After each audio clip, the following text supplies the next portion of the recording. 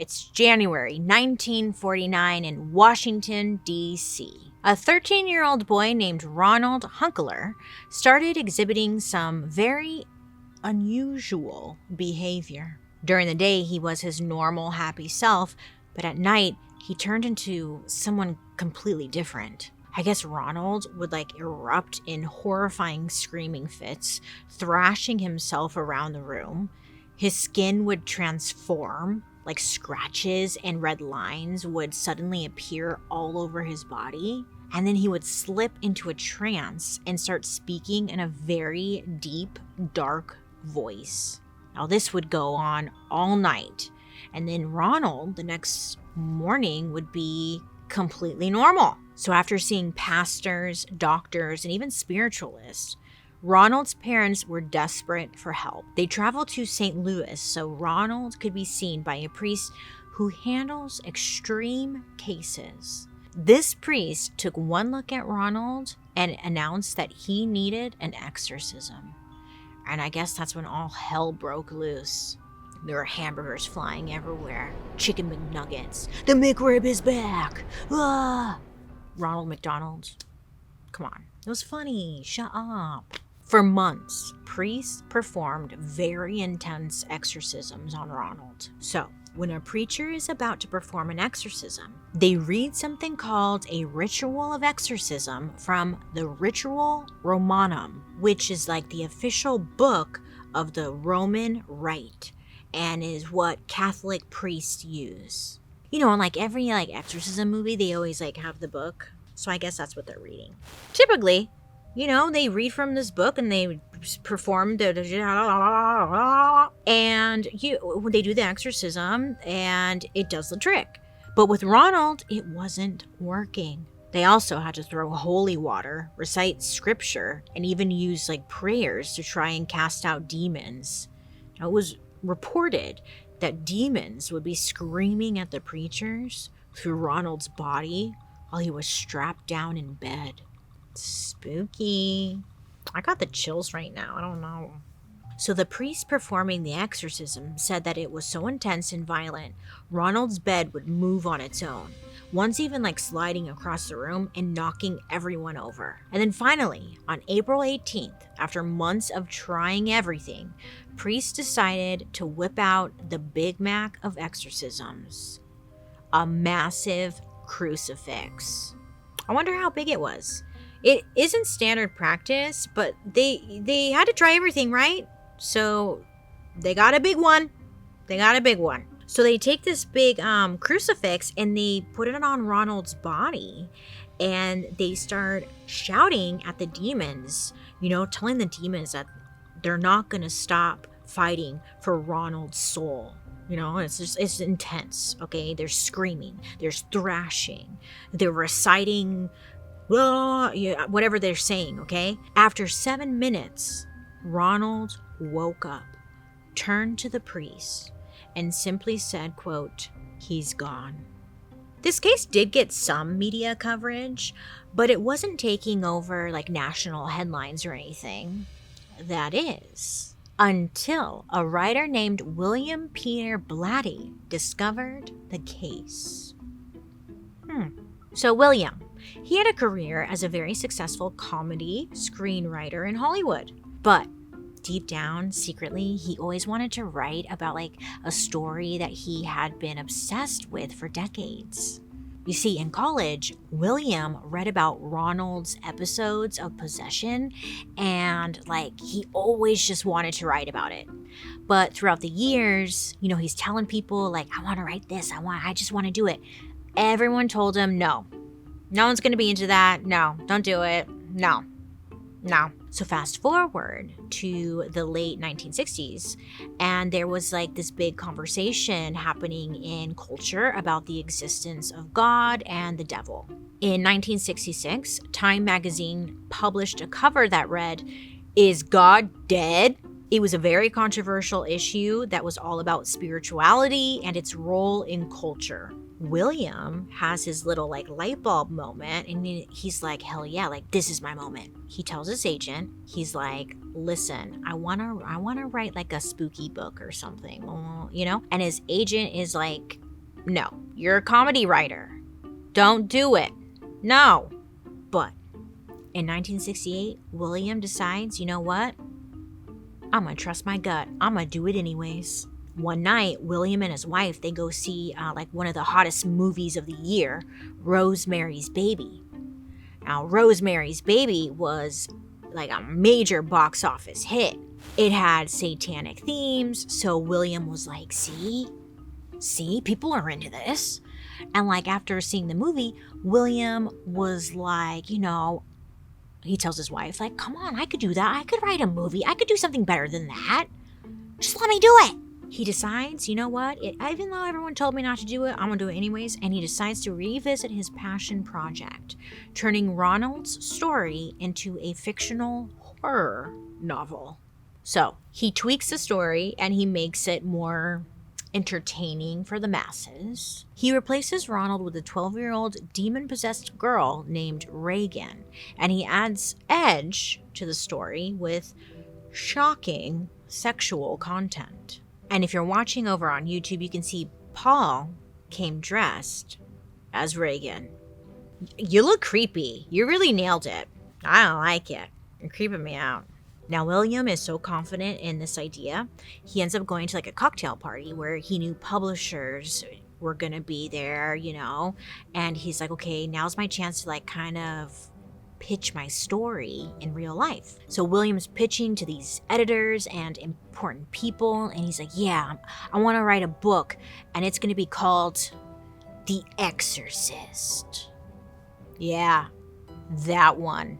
So I guess there was a publisher that loved the idea and ended up giving William a $25,000 advance.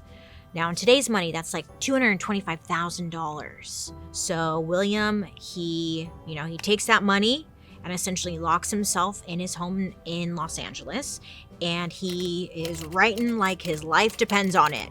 He had a deadline, so he's going. It was said he wrote over 16 hours a day, every day. It was said that like William wrote this book on some kind of upper so he could make his deadline. But also, if you've read the book, it's kind of like bananas. So, I'd believe it. Allegedly, I should say. I assume they all are. I don't know. Anyways, doesn't matter. His fingers are like bleeding. It's just going so hard. He ends up completing his passion project. And once he was done, the book was published in 1971, The Exorcist. Now, immediately, it shot to the top of the New York Times bestseller list, where it stayed for over a year. Now, William, he's like, this needs to be a movie. So he's like pitching it to different like studios and whatnot. He had a really hard time finding studios to produce the movie, but eventually he sold the rights to Warner Brothers, and the rest is history. So, The Exorcist, it premiered on December 26, 1973, the day after Christmas. Question for you. Why do they always release like really horror movies after Christmas? What's that about? Let me know down below. Why not like around Halloween? I don't get it. Why do they do that? I want to know. There's got to be an answer. Nothing was the same after it. Movies changed forever, especially when it came to like what was considered entertainment. I mean, listen, today we're all desensitized to horror movies, okay? It's hard to imagine a horror movie single-handedly changing culture, but that's exactly what happened with The Exorcist. Days after the movie premiered, the story started coming out. People were barfing in theaters, fainting, screaming, I guess running out in the middle of the theater. Okay, they were traumatized. They were scared. One theater owner in the 70s said, quote, "I've been in the business 47 years and I've never seen anything like it." Going on to say that whenever the movie was shown, there was, quote, "an average of 4 blackouts, 6 cases of vomiting, and numerous people fleeing the theater." I know, those poor janitors. So theaters were playing it all day, every day, just trying to keep up with the demand. Because people were talking about it. Like, if you saw the movie, you would go to your friend and be like, I just saw this fucked up movie. It was so scary. Like, whoa. So then that person was like, well, I gotta go see this movie, you know? And everyone wanted to see it. Lines were up to 5,000 people long. Everyone wanted to know what the heck was up with this movie. Have we had a movie like that, Reese? We haven't really had it.